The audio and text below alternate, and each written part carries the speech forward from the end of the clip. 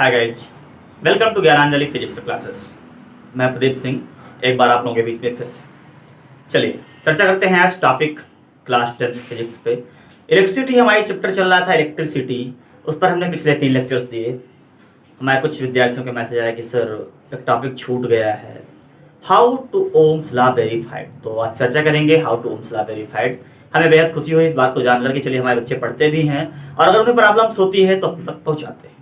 तो ऐसे ही अगर कोई प्रॉब्लम्स आपको आती है तो आप हमारे व्हाट्सएप नंबर या हमारे Telegram group Gyananjali physics classes by Pradeep sir के नाम से सर्च करके उसमें हमें ऐड करिए, अपनी प्रॉब्लम शेयर कर सकते हैं। ठीक है, चलिए बहुत सारी गुड मॉर्निंग विशेष के साथ मैं आप लोगों को एक बार फिर से पिछले दिन नागपंचमी की देर से ही सही लेकिन बधाई देता हूं और चलते हैं अपने टॉपिक पर चर्चा करते हैं how to Ohm's law verified. देखिए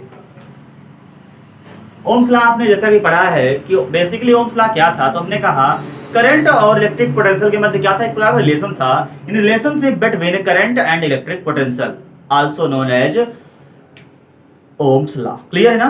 तो अब ओम्स लॉ में हमने पढ़ा है करंट और इलेक्ट्रिक पोटेंशियल के बिटवीन क्या था, रिलेशन था। तो आखिर वो रिलेशन क्या था वो मैं आपको एक बार याद दिला दूं। वो रिलेशन ये था कि I directly proportional to V या it can be also written as V proportional to I।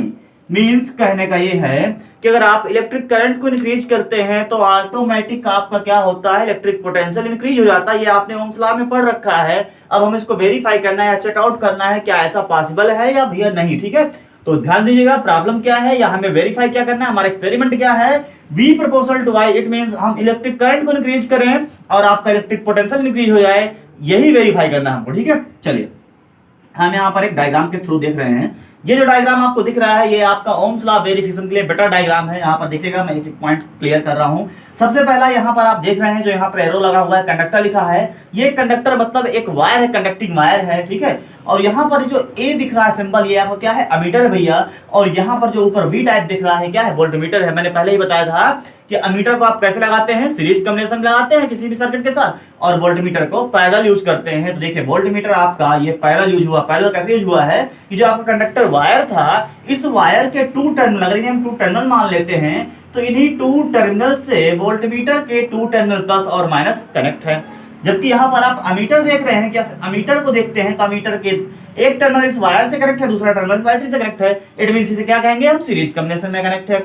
नीचे आप देख पा रहे हैं यहाँ पर ये कुछ एरो टाइप लगा है भैया, समझेंगे क्या है, इसे बोलते हैं रिहास्टेट बोलते हैं। क्या बोलते हैं, रिहास्टेट बोलते हैं। मैं आपको दिख रहा होगा आपको स्क्रीन पे रिहास्टेट का फिगर, गौर कीजिएगा। कुछ रिहास्टेट ऐसे ही जो स्क्रीन पे फिगर दिख रहा है आपको साइड में, वही है रिहास्टेट। रिहास्टेट में होता क्या है, स्लाइडिंग टाइप होता है। उसमें स्लाइड करके हम क्या करते हैं, इसको आगे पीछे खिसका करके करंट का मान हम इंक्रीज और डिक्रीज कर सकते हैं। ध्यान दीजिएगा रिहास्टेट में क्या होता है, एक प्रकार से ये वेरिएबल रेजिस्टेंस होता है और उसके थ्रू करते क्या है, इसके थ्रू हम ये करते हैं करंट की वैल्यू को हम इंक्रीज और डिक्रीज कर सकते हैं। यहाँ तक क्लियर। ये आपका यहाँ पर 20 वोल्ट की बैटरी लगी हुई है और यहाँ पर एक स्विच लगा हुआ है।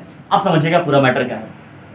जैसे ही हम स्विच को ऑन करते हैं, क्या करते हैं, स्विच ऑन करते हैं मींस यहाँ से हम इसको कनेक्ट कर देते हैं। स्विच ऑन करेंगे तो बैटरी के थ्रू क्या होगा, इसमें करंट फ्लो होगा I एम्पियर का। अब मान लेते हैं यहाँ से I एम्पियर का करंट फ्लो हो रहा है। जैसे ही I एम्पियर करंट फ्लो होगा तो ये अमीटर क्या करेगा, करंट की रीडिंग बताएगा। ठीक है, अमीटर करंट की रीडिंग बताएगा और वोल्टमीटर वोल्टेज रीडिंग बताएगा। क्लियर, पोटेंशियल डिफरेंस बताएगा। ठीक है, फॉर एग्जांपल अमीटर की रीडिंग आती है, मान लेते हैं 0.5 एम्पियर। सेम टर्म क्या देखते हैं कि वोल्टमीटर रीडिंग आ रही है आपकी, चलिए मान लेते हैं 1 वोल्ट आ रही है। ठीक है, तो ये फर्स्ट कंडीशन थी जब आपने क्या किया, बैटरी को कनेक्ट करके स्विच ऑन कर दिया। उस कंडीशन में अमीटर और वोल्टमीटर की आपने रीडिंग नोट कर ली। थोड़ी देर बाद आप करते क्या है, इस रिहास्टेट की हेल्प से करंट को इंक्रीज और डिक्रीज करते हैं। चलिए मान लेते हैं आपने करंट को इंक्रीज किया, तो जब करंट को इंक्रीज करेंगे मान लेते हैं अब ये इसकी वैल्यू हो जाती है 1 एम्पियर। उस कंडीशन में वोल्टमीटर क्या बताता है, रीडिंग। ध्यान दीजिएगा, आपको सिर्फ और सिर्फ करना क्या है, रिहास्टेट के थ्रू करंट को इंक्रीज और डिक्रीज करना है। इट मींस ये आपको रिहास्टेट के करेंगे, करंट इंक्रीज डिक्रीज करेंगे। अमीटर की रीडिंग तो आपके अकॉर्डिंग चलेगी, समझिएगा। अमीटर की रीडिंग क्या होगी, वो आपके अकॉर्डिंग चलेगी, आप जैसे उसको इंक्रीज या डिक्रीज करते हैं। बट वोल्टमीटर की रीडिंग अपने आप चलेगी और वोल्टमीटर की रीडिंग है आपको नोट करना है कंटिन्यू। अमीटर की रीडिंग आप खुद देखते हैं, मान लीजिए आपने पहले 0.5 में रोक दिया, उसके बाद आपने 1 में रोका। उसके करस्पॉन्डिंग वोल्टमीटर की रीडिंग क्या हमको आपको नोट करना है। और जब आप नोट करते हैं तो देखते क्या है, कंटिन्यू जैसे आप अमीटर की रीडिंग बढ़ाते हैं ना, उसी कंडीशन में वोल्टमीटर की रीडिंग भी बढ़ जाती है। तो एक चीज तो क्लियर हुई, जैसे हम करंट इंक्रीज करते हैं तो वोल्टमीटर यानी कि पोटेंशियल डिफरेंस भी इंक्रीज हो रहा है, कहीं ना कहीं ओम्स लॉ वेरीफाई हो रहा है, लेकिन पूरी रूप से अभी पूरी तरह से नहीं हो पा रहा है। क्यों? अभी ये नहीं पता हमें कितना इंक्रीज कर रहा है, कितना डिक्रीज कर रहा है। तो हमने ओम्स लॉ में एक चीज और पढ़ी थी, मैं याद दिला रहा हूं, वो हमने ये पढ़ा था कि V/I is equal to R where R is a constant known as resistance, हमने पढ़ा था। ठीक है, मतलब क्या है, V और I का रेशियो हमने बताया था कि कांस्टेंट होता है। इट मींस कांस्टेंट का मतलब ये है कि जो पहले था वही कुछ देर बाद भी होगा। कांस्टेंट का बेसिक मतलब ये होता है, समझिएगा। हमने फर्स्ट राउंड में जो रीडिंग नोट की थी वो करंट की रीडिंग हमने 0.5 एम्पियर नोट की है, और वोल्टेज यानी पोटेंशियल डिफरेंस 1 वोल्ट यूज किया है। जरा मैं इनका रेशियो निकाल दिखाना चाहूंगा कितना आएगा, समझिएगा यहाँ पर। तो 0.5 ये क्या है, करंट है, I की वैल्यू है, ये वोल्टेज है, V की वैल्यू है। तो V/I भैया देखिएगा क्या आएगा, 1/0.5, इट मींस 10/5 या कह सकते हैं 2। एक रेशियो निकल के आया है, कितना आया है, 2 आया है, ये फिक्स्ड कांस्टेंट है। नेक्स्ट टाइम जब आप रीडिंग नोट करते हैं, यानी रिहास्टर से आप करंट क्या करते हैं, इंक्रीज या डिक्रीज करते हैं, तो उस टाइम पे करंट की रीडिंग नोट करेंगे, पोटेंशियल डिफरेंस की रीडिंग नोट करेंगे, यानी फिर से आप दोबारा I की वैल्यू नोट करेंगे, V की वैल्यू नोट करेंगे। और अगर दोबारा आप वही काम करते हैं, V/I यूज करते हैं, और अगर V/I का मान फिर से 2 मिल जाता है आपको, क्या होता है, V/I की वैल्यू अगर फिर से 2 मिल जाती है, इसका मतलब क्या है कि ओम्स लॉ वेरीफाइड हो रहा है। क्लियर है? तो ये वेरीफाइड होता है भैया, यही आपका सिस्टम, एक प्रकार का आपका एक्सपेरिमेंट है, इसको आप लैब में जाकर कर सकते हैं। सिर्फ पूरा सर्किट आप कंप्लीट करना, सर्किट कंप्लीट करने के बाद आपको सिर्फ करना क्या है कि आपको कंटिन्यूअस 3R5 रीडिंग नोट करनी है, रिहास्टेड के थ्रू इन अमीटर की रीडिंग चेंज करके। मतलब करंट को आप इंक्रीज करें या डिक्रीज करें, कंटिन्यू 3 और 5 रीडिंग्स आप नोट करेंगे, उसके करस्पॉन्डिंग वोल्टमीटर की रीडिंग नोट करेंगे, और कंटिन्यू उन दोनों का रेशियो निकालेंगे। जब V/I निकालेंगे तो हर टाइम आपको वैल्यू फिक्स वैल्यू मिलेगी, जिसे हम कहेंगे कांस्टेंट मिलेगा। इट मींस यहां से आपका ओम्स लॉ वेरीफाइड हो जाएगा। ठीक है, इतना ही था भैया, और इसमें कुछ नहीं था। चलते हैं नेक्स्ट टॉपिक पे। हाँ, पढ़ते पढ़ते अगर आप लोग नए जुड़ रहे हैं आज जो विद्यार्थी हमसे, वो चैनल को फटाफट सब्सक्राइब कर ले, ताकि इनको अगले वीडियो नोटिफिकेशन मिलते रहें। और हाँ, जिन लोगों ने अभी तक वीडियो को शेयर नहीं किया, वो अपने सभी दोस्तों के साथ वीडियो को शेयर कर दें, ताकि उनके अन्य दोस्तों को भी उन तक वीडियो पहुंच जाए। अच्छा, एक बात आप लोगों को समझ में नहीं आती होगी, सर बार बार क्यों कहते हैं वीडियो को शेयर करना। मैं चलो छोटी सी बात बता दूं आप लोगों को। आप लोग एक पॉइंट नोट कीजिएगा कि भैया अगर आप लोगों के पास ये वीडियो आया है तो कहीं ना कहीं से शेयर करने से ही आया होगा, आपके किसी न किसी फ्रेंड ने आपको शेयर किया होगा। इसलिए हम चाहते हैं कि आप अपने मित्रों को उन तक भी ये वीडियो पहुंचा दें, ताकि वो भी हमारे इस प्रोग्राम का हिस्सा बन सके। चलिए, अच्छा नेक्स्ट टॉपिक पे चलते हैं। जो आपका हमारा नेक्स्ट टॉपिक है वो है आपका इलेक्ट्रिक पावर। क्या है? Electric power. नेक्स्ट टॉपिक गौर करिएगा, इंपॉर्टेंट पॉइंट है इलेक्ट्रिक पावर। इलेक्ट्रिक पावर को अगर मेन हम बात करें, कुछ लोग हिंदी में भी पढ़ा करते हैं, समझिएगा इलेक्ट्रिक पावर को हिंदी में क्या कहते हैं। इसको हिंदी में कहते हैं वैद्युत शक्ति। वैसे आप लोग सभी मेरे विद्यार्थी जो है मोस्टली इंग्लिश मीडियम वाले हैं, ठीक है, फिर भी समझिएगा क्या कहते हैं, वैद्युत शक्ति बोलते हैं। आखिर ये होता है क्या, कोई बताएगा? बोले बोले, कोई भी बोले, एनीवन? चलिए, अच्छा हम ही चर्चा करते हैं क्या होता है इलेक्ट्रिक पावर। समझिएगा, electric power is the electrical work done per unit time. Basic समझिएगा क्या है, electric power is the electrical work done per unit time. Basically अगर डेफिनेशन की बात करें तो क्या है, P is equal to W/T। नहीं आपको याद रहती ना दो लाइन की लैंग्वेज, भूल जाइए, कोई जरूरी नहीं है। ठीक है, हमने कहा इलेक्ट्रिक पावर क्या है, P is equal to W/T। आप समझिएगा W क्या होता है, T क्या होता है। इस W को हम कहते हैं वर्क, T को बोलते हैं आपका टाइम। बीच में सिंबल का लगा भैया, रेशियो का। तो हमने क्या बताया, electric power is the electrical work done per unit time. अब तो क्लियर हो चुका है ना, बिल्कुल सिंपल सा है। P equal W/T। W क्या है आपका वर्क है, T क्या है आपका टाइम है। तो W/T मतलब work per unit time is known as electrical power. तो बेसिकली समझिएगा इलेक्ट्रिक पावर होता क्या है, इलेक्ट्रिकल पावर या electric power is the electrical work done per unit time. मतलब आप पर यूनिट टाइम में कितना इलेक्ट्रिकल वर्क डन करते हैं, भैया आपका क्या है, इलेक्ट्रिक पावर है। थोड़ा सा बेसिक इसकी यूनिट की बात करेंगे तो बेसिकली आपको पता है वर्क यूनिट क्या होती है भैया, वर्क यूनिट होती है आपकी जूल, और टाइम यूनिट क्या होती है, सेकंड। ये सब आप पढ़ चुके हैं पिछली क्लास में, ठीक है। तो जूल पर सेकंड यूनिट किसकी हो गई, पावर की। लेकिन अगर हम पावर की एसआई यूनिट की बात करेंगे तो पावर की जो एसआई यूनिट होती है उसको क्या बोलते हैं, वाट। समझिएगा, पावर की जो एसआई यूनिट है वो क्या होती है, वाट। बिल्कुल पॉइंट नोट कर लीजिए, एक नंबर में क्वेश्चन आ सकता है SI unit of power is, तो आप क्या लगाएंगे, वाट। वहां जूल पर सेकंड नहीं लगाएंगे, ध्यान दीजिएगा, एसआई यूनिट कभी पूछेगा तो वाट बोलेंगे। अब आखिर ये वाट होता क्या है तो समझने वाली बात है। हमने कहा जूल पर सेकंड, आपने कहा वाट, मतलब जूल पर सेकंड की जगह ही वाट आ रहा है ना। अब गौर कीजिएगा, बाय द वे हमने कहा P इज इक्वल टू 1 वाट, ठीक है। P इज इक्वल टू हमने 1 वाट कहा, इसका मतलब ये था कि 1 joule per second is equal to 1 watt. समझिएगा, 1 joule per second is equal to 1 watt, मतलब ये है कि अगर आपने कभी भी किसी भी यूनिट टाइम में आपने 1 जूल वर्क किया, उस कंडीशन पे उस इलेक्ट्रिकल अप्लायंस की पावर कितनी हो जाएगी, 1 वाट। समझिएगा, अगर हम किसी अप्लायंस, ठीक है, इंस्ट्रूमेंट की बात करते हैं, कोई भी इलेक्ट्रिकल अप्लायंस है, अगर उसके थ्रू हम 1 सेकंड में 1 जूल का काम करते हैं तो क्या होता है, उसकी पावर कितनी हो जाएगी, 1 वाट। समझने वाली बात है, 1 जूल डिवाइड बाई 1 सेकंड, यानी 1 की बात कर रहा है ना, यानी 1 सेकंड में अगर आप 1 जूल वर्क करते हैं तो उसकी जो पावर है, इलेक्ट्रिकल पावर है, वो कितनी है, 1 वाट है, ठीक है। चलिए, अच्छा, और नेक्स्ट टॉपिक, चलिए यहां तक आप इसे क्लियर ना हो ना तो अभी बता सकते हैं। चलिए कुछ अदर फार्मूले भी देख लेते हैं, क्योंकि न्यूमेरिकल प्रॉब्लम आपको आएगी तो जरूरी नहीं कि डब्ल्यू और टी के टर्म में मिल जाए। तो सम अदर फार्मूले ऑफ इलेक्ट्रिक पावर, इनको गौर करेंगे। सम अदर फार्मूले ऑफ इलेक्ट्रिक पावर, बेसिकली जो आपने पढ़ा डेफिनेशन वाला formula P is equal to W/T, ये बिल्कुल नहीं भूलना है। अदर फार्मूले भी आपके यहीं से निकल के आ जाएंगे, क्लियर है। हमने कहा P equal W/T, where W is the electrical work done and T is the time, clear. अब बात करते हैं इलेक्ट्रिकल वर्क डन की। याद करिएगा, जब थोड़ा सा हमने स्टार्टिंग में ही पढ़ाया था इलेक्ट्रिक पोटेंशियल, वहां आपने चर्चा की थी इलेक्ट्रिकल वर्क डन की। क्या कहा था कि अगर इनफाइनाइट से कोई टेस्ट पॉइंट चार्ज को लेकर आते हैं इलेक्ट्रिक फील्ड के अंदर, तो इलेक्ट्रिक फील्ड के अंदर उस फिक्स पॉइंट तक लाने में जो वर्क होता है वो क्या था भैया, इलेक्ट्रिकल वर्क ही था। तो उस कंडीशन पे हमने जो चर्चा की थी, याद दिलाऊंगा, फार्मूला एक पढ़ा था हमने, V is equal to W/Q। ये आपको बेसिक फार्मूला मैंने बताया था इलेक्ट्रिक पोटेंशियल का, इलेक्ट्रिक पोटेंशियल में बताया था V is equal W/Q, clear है ना, याद आ गया होगा। तो यहां से अगर आप चेंज करेंगे तो W इक्वल क्या निकल के आएगा, V इंटू क्यू, क्लियर हो रहा है ना, समझिएगा। फिर अब इसी W की वैल्यू यहां पर हम रिप्लेस करेंगे। जब इसी W की वैल्यू यहां पर रिप्लेस करेंगे तो क्या मिलेगा, P is equal to W यहां रिप्लेस कर रहे हैं क्या, V into Q divide by T। यहां तक ठीक है। चलिए थोड़ा सा और आगे चलते हैं। P is equal to V into, अब Q की बात करें, Q क्या है आपका, इलेक्ट्रिक चार्ज है, ठीक है। आपने इलेक्ट्रिक करंट जब पढ़ा है तो आपने ये पढ़ा है rate of flow of electrical charge known as electric current, यही पढ़ा है ना। यानी आपने पढ़ा है I is equal to Q/T, पीछे का भूल मत जाया करिए, ठीक है। I is equal to Q/T पढ़ा है, गौर कीजिएगा, यहां से Q को रिप्लेस करेंगे तो क्या आ जाएगा, Q equal I into T। आएगा कि नहीं आएगा, अरे बिल्कुल आएगा भैया, T डिवाइड में मल्टीप्लाई हो जाएगा ना, क्लियर। तो Q इक्वल टू क्या आएगा, I इंटू T। अब इस Q की जगह हम रिप्लेस करेंगे, क्या रिप्लेस करेंगे, I इंटू T। तो V तो पहले से लिखा हुआ है, इस Q को रिप्लेस कर रहे हैं हम, तो गौर कीजिएगा Q की जगह क्या रखना है, I इंटू T रखना है, तो ये बन जाएगा I into T divide by T। ये T से T कैंसिल हो जाएगा, तो P का एक न्यू फार्मूला आपको मिल रहा है V इंटू I। एक तो फार्मूला आपने ये पढ़ रखा है P इक्वल W/T, दूसरा फार्मूला आपके पास निकल के आ रहा है P equal V into I।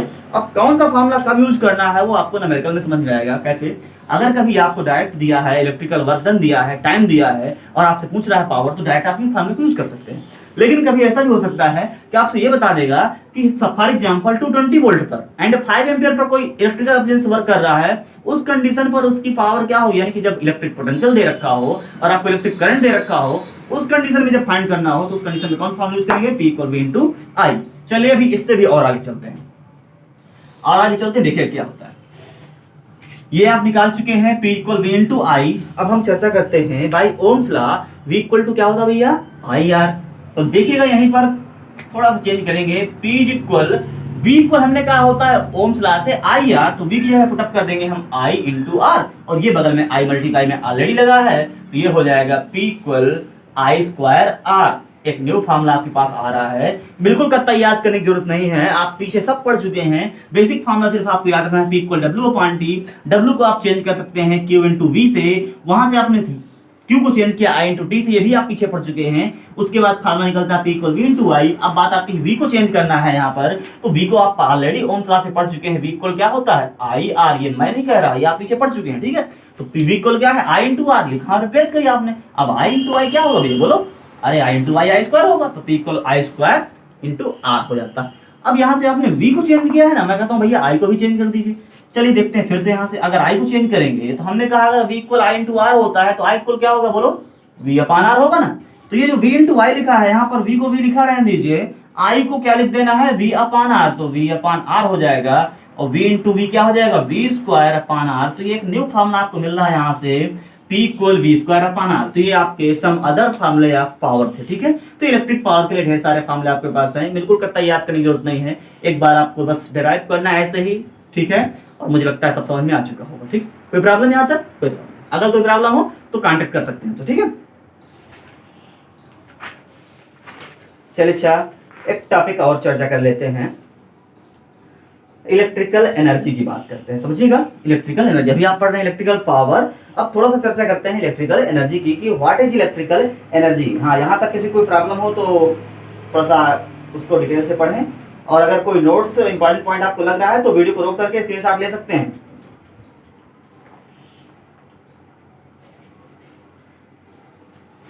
चलिए अच्छा, इलेक्ट्रिकल एनर्जी की चर्चा करते हैं।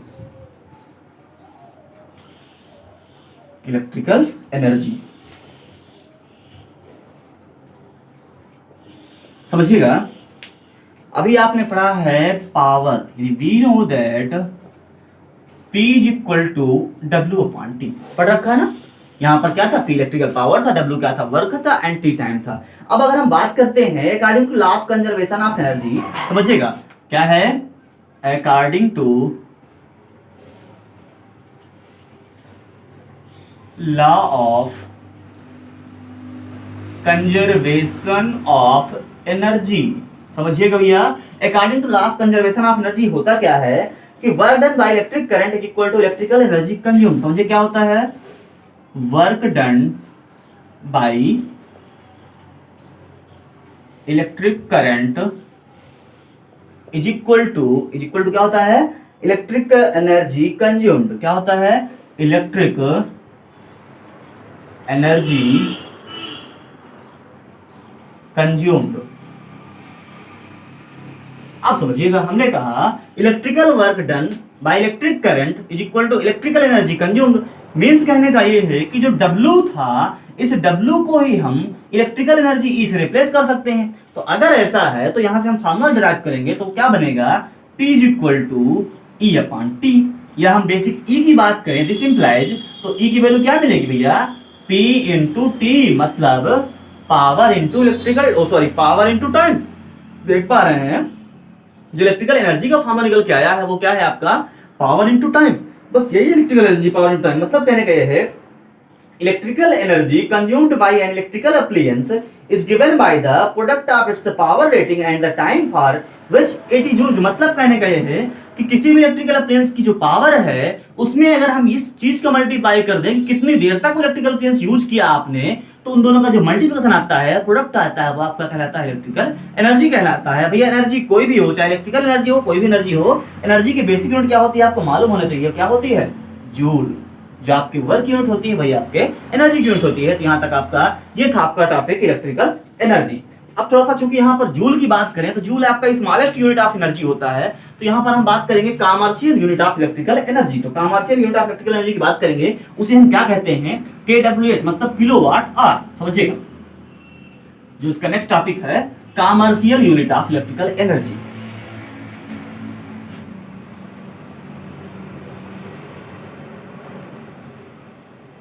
Commercial unit of electrical energy, समझिएगा। तो कमर्शियल यूनिट की अगर बात करते हैं तो बेसिक एक पॉइंट में आपको आंसर दे देता हूं पहले, इसका क्या है, किलोवाट आवर। ये बेसिक इसका आंसर है। अगर आपसे कोई पूछ ले commercial unit of electrical energy होता क्या है, तो आप क्या बताएंगे, किलोवाट आवर, ठीक है। तो अब आखिर बात आती है किलोवाट आवर क्या है, समझिएगा, बिल्कुल एक एक पॉइंट तक क्लियर करेंगे। चलिए, ये किलोवाट, अगर हम किलोवाट की बात करते हैं तो 1 किलोवाट इज इक्वल टू क्या होगा, कभी भी किसी भी क्वांटिटी के साथ, फिजिकल क्वांटिटी के साथ अगर किलो लगता है भैया, तो बेसिक मतलब होता है 1000, ठीक है। जैसे हमने कहा 1 किलोमीटर इज इक्वल टू कितना होता है, 1000 मीटर। सेम कंडीशन कहीं भी किलो से अगर बात करेंगे, बेसिक डिफाइन करेंगे, तो 1000 का मल्टीप्लाई होता है। इट मींस हम कह सकते हैं 1 किलोवाट इज इक्वल टू क्या हो जाएगा भैया, 1000 वाट। अब समझिएगा, अगर हम वाट को डिफाइन करें तो वाट क्या था, आपको याद आ रहा होगा, पीछे हमने भी पढ़ाया था, वाट का मतलब था जूल पर सेकंड, याद आ रहा है ना, वाट का मतलब था जूल पर सेकंड, तो ये 1 किलो वाट का मतलब 1000 वाट हो गया, वाट का मतलब है जूल पर सेकंड, मतलब कह सकते हैं इसको 1000 जूल पर सेकंड। आप समझिएगा, ये आवर लिखा है ना, एच का मतलब आवर टाइम से है, ठीक है। तो 1 आवर की बात करें अगर हम यहाँ पर, तो 1 आवर इक्वल टू होता है 3600 सेकंड, यही होता है ना, डाउट तो क्लियर, ठीक है। 1 आवर इक्वल टू क्या होता है 3600 सेकंड। अब मैं देखता हूँ एक बार इनका मल्टीप्लाई करके, क्या है टोटल यूनिट क्या है 1 किलोवाट आर, एक मिनट चेक करते हैं यहाँ पर 1 किलोवाट आर, तो 1 किलोवाट में कितने वाट होते हैं भैया 1000 वाट को हम क्या लिखते हैं जूल पर सेकंड, यानी जूल पर सेकंड इनटू में लगा हुआ और मतलब 3600 सेकंड। अब गौर कीजिएगा सेकंड से सेकंड तो कैंसिल हो रहा है, तो बच क्या रहा है 3600 इंटू 1000 इक्वल टू जूल। अब गौर कीजिएगा जूल क्या है एनर्जी है ना, मतलब जूल भी यूनिट जो आपकी एनर्जी की है, इट मींस किलोवाट आर भी यूनिट क्या हो जाएगी एनर्जी की हो जाएगी, क्योंकि आपके सेम क्वांटिटी ही इक्वल में होती है। अब यहां से क्लियर है कि 1 किलोवाट आवर जो है आपका कहीं ना कहीं यूनिट ही है, पहले हम बता चुके हैं कमर्शियल यूनिट ऑफ एनर्जी है। अब यहां पर देख रहे हैं कि 1 किलोवाट आवर इक्वल्स टू, आप देख पा रहे हैं इसको हम लिख सकते हैं 3.6 इंटू 10 टू द पावर, बोले क्या होगा 6 जूल। ये आपका 1 किलो वाट आवर निकल गया, मतलब आप यहां पे साफ साफ देख पा रहे हैं कि 3.6 into 10 to the power 6 joule के इक्वल टू है 1 किलो वाट, यानी कि कहीं ना कहीं ये क्या है largest unit of electrical energy है, जिसे हम कहते हैं commercial unit of electrical energy. तो ये रिलेशन भी आपसे पूछा जा सकता है, इसलिए इसको नोट करिएगा और याद तो कर लीजिएगा, लेकिन कैसे आया वो मैं ऑलरेडी दिखा चुका हूं आपको। 1 किलो वाट आवर का कुछ मतलब नहीं है, 1 किलो वाट का मतलब 1000 वाट होता है, तो 1000 लिखा आपने, वाट का मतलब जूल पर सेकंड होता है, तो यहां पर आप लिखा 1000 जूल पर सेकंड। आवर का मतलब यानी घंटे का मतलब है, जो 1 आवर का मतलब 3600 सेकंड होते हैं, सेकंड सेकंड कैंसिल आउट हो जाएगा, क्या बचेगा 3600 into 1000 joule, it means 3.6 10 to the power 6 joule. ये relation between kilowatt hour and joule है, इट मींस कह सकते हैं relation between commercial unit of electrical energy and the normal unit of electrical energy. Clear है, ये relation आप note कर लीजिएगा, इंपॉर्टेंट है। नेक्स्ट टॉपिक पे चर्चा करते हैं heating effect of electric current. चलिए, very important topic, heating effect of electric current.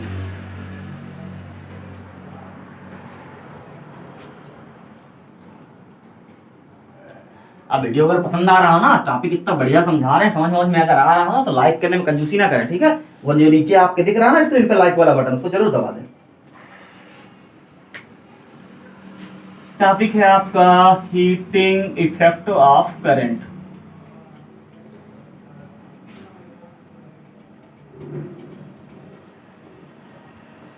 देखिए वर्ड से क्लियर है, पहली बात हीटिंग इफेक्ट किसका करंट का, बस समझिए बात, यही सब समझ लेना, ठीक है।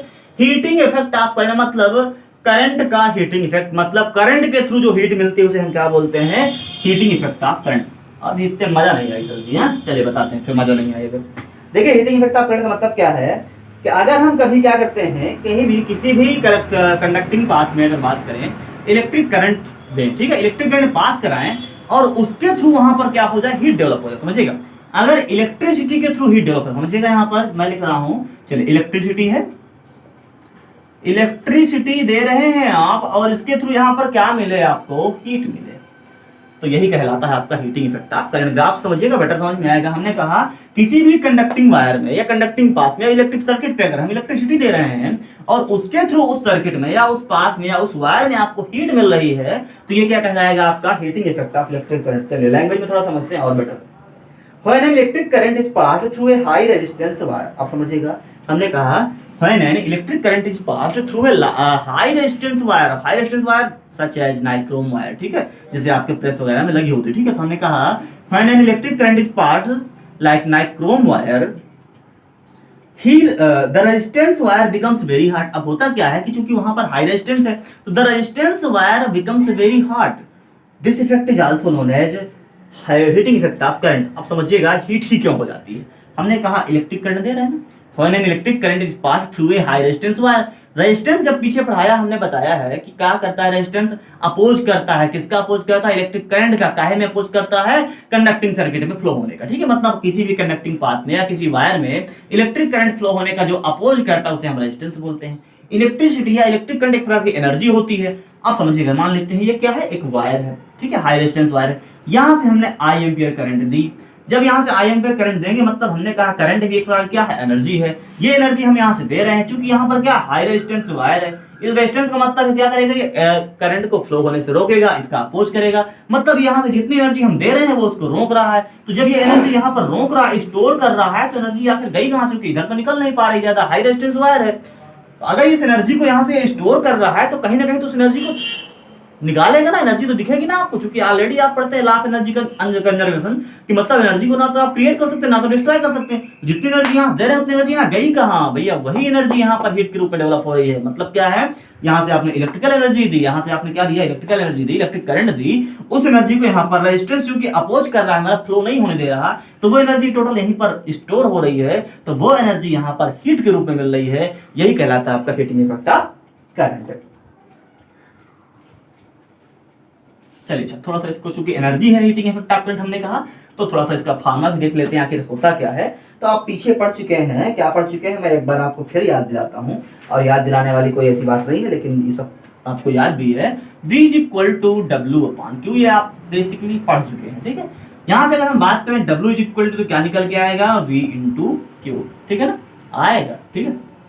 W क्या है, वर्क है। अभी हमने पढ़ा law of conservation of energy में कि जो इलेक्ट्रिकल वर्क होता है वही आपका इलेक्ट्रिकल एनर्जी के रूप में कंज्यूम हो जाता है। इट मींस हम इसको चाहें तो इलेक्ट्रिकल एनर्जी कह सकते हैं, ठीक है। इलेक्ट्रिकल एनर्जी कह दिया हमने, ये लीजिए कह दिया। V इंटू क्यू, तो Q इक्वल टू अभी हमने पढ़ा था हाल ही में, Q इक्वल टू क्या होता है, I इंटू टी होता है। तो E इक्वल टू हमने कह दिया VIT। अब चूंकि ये एनर्जी हमने कहा एनर्जी होती क्या है, इलेक्ट्रिकल एनर्जी दे रहे थे बट वो हीट के रूप में प्राप्त हो रही थी ना। हीट के रूप में अगर गेन कर रहे हैं हम, तो चूंकि वो हीट एनर्जी बन जाती है। चलिए सिंबल बदल देते हैं, यहाँ पर एनर्जी तो वही है, H से डिनोट कर देते हैं। यहाँ पर हीटिंग इफेक्ट पढ़ रहे हैं हम, इलेक्ट्रिकल एनर्जी हीट में चेंज हो रही है तो H से हमने डिनोट कर दिया। और ये बन गया VIT, क्लियर है ना। V इक्वल टू हम बाई ओम्स लॉ क्या पढ़ चुके हैं, I इंटू आर, बोलो ना I इंटू आर, हाँ I into R, I into T. तो क्या बन जाएगा, H equal to I square RT। यही है आपका हीटिंग इफेक्ट ऑफ करंट। अब समझिएगा यहाँ से, हमने कहा V equal to W upon Q, electric potential में आपने पढ़ा था, या W equal to V into Q आएगा। हमने law of conservation of energy में पढ़ रखा है, जो इलेक्ट्रिकल वर्क डन होता है वो इलेक्ट्रिकल एनर्जी के रूप में कंज्यूम होता है। जी सर, मान गए। तो अगर इलेक्ट्रिक एनर्जी के रूप में कंज्यूम होता है, W आ गया, तो हमने कहा जब ये वर्क है तो एनर्जी है, तो E के रूप में आ गए। अभी हमने कहा इलेक्ट्रिकल एनर्जी को जब यहां से देते हैं, इलेक्ट्रिक रेजिस्टेंस उसका अपोज करता है, वो एनर्जी हीट के रूप में प्राप्त होती है। इट मींस वही हीट बन जाती है, तो हमने हीट को H से डिनोट कर दिया, तो ये बन गया हीटिंग एनर्जी H। हमने बाई ओम्स लॉ पढ़ रखा है, क्या पढ़ रखा है, V equal to I into R. तो V को हमने रिप्लेस किया I into R, I into I का मल्टीप्लाई करेंगे I स्क्वायर बन जाएगा, R इंटू टी। ये बन गया H equal to I square R T. यही था हीटिंग इफेक्ट ऑफ करंट। अब थोड़ा सा कंक्लूजन देख लेते हैं, कंक्लूजन क्या है, आइए देखते हैं। यहां से H is equal to I square R T, conclusion क्या निकलता है इससे, इसका क्या मतलब है वो समझिएगा थोड़ा सा, ठीक है। इसका मतलब है H directly proportional to I square, समझिएगा। H डायरेक्टली प्रोपोर्शनल टू क्या है, I स्क्वायर है। मतलब करंट इंक्रीज करने पर भी हीट क्या होगी, बढ़ेगी, क्लियर। दूसरा, H directly proportional to R है। इसका मतलब ये है कि अगर आप रेजिस्टेंस बढ़ाते हैं उस वायर का, तो भी वहां पर हीट बढ़ेगी। यही वजह है कि आपकी जो प्रेस वगैरह में हाई रेजिस्टेंस वायर यूज किए जाते हैं, जैसे नाइक्रोम वायर भी तो बहुत ज्यादा रेजिस्टेंस का होता है, ठीक है। तीसरी बात, H proportional to T, time period, मतलब कितनी देर तक आप कितनी देर तक वहां पे करंट फ्लो करवा रहे हैं, कितने टाइम तक फ्लो करवा रहे हैं, उससे भी होगा। मतलब ज्यादा देर तक अगर आप करंट फ्लो करवाएंगे, क्योंकि हाई रेजिस्टेंस वायर है उसमें ज्यादा हीट होगी। अरे भैया यही वजह है, नॉर्मल सी बात, आप प्लग लगाते हैं ना करंट में प्रेस का, तो लगाते थोड़ी गर्म हो जाता है, लेकिन थोड़ा टाइम देते हैं आप, आफ्टर 30 सेकंड देखते हैं क्या होता है, प्रेस गर्म हो जाता है ना। मतलब टाइम का भी इफेक्ट आता है, ज्यादा टाइम तक लगाएंगे ना तो ज्यादा गर्म हो जाए, क्लियर है ना। ठीक है, ये था आपका heating effect of electrical current. अब application of heating effect of current मुझे नहीं लगता कि बताने की जरूरत होगी, आप लोग सब जानते हैं। For example press, blower, heater, ये सब क्या है, ये सब आपके एप्लीकेशन हैं आपके हीटिंग इफेक्ट ऑफ करंट के। आई होप आपको बढ़िया समझ में आया होगा, और अगर बढ़िया समझ में आया हो तो बढ़िया से वीडियो को लाइक करके शेयर करना बिल्कुल ना भूलिएगा। और यहाँ से आपका जो पहला टॉपिक था, चैप्टर था आपका इलेक्ट्रिसिटी, उसको हम क्लोज कर चुके हैं, यानी कि उसको हमने कंप्लीट करा दिया है। आप लोग एक बार फिर पढ़िएगा। अगर आपको कोई प्रॉब्लम समझ में आए तो अपनी प्रॉब्लम आप हमारे व्हाट्सएप नंबर 9621193558 पर कमेंट करके शेयर कर सकते हैं। और जो विद्यार्थी अभी तक हमारे टेलीग्राम चैनल पर नहीं जुड़े हुए हैं, तो वो आज ही Telegram channel Gyananjali physics classes by Pradeep sir search करके अभी ही ज्वाइन करें। उस पर अपनी कोई भी प्रॉब्लम शेयर कर सकते हैं। और सबसे खास बात यह है कि अभी तक का सारा कंटेंट उसमें आपको मिल जाएगा। ठीक है, चलते हैं भैया, मिलेंगे हम आपको नेक्स्ट वीडियो में, तब तक के लिए बाय बाय।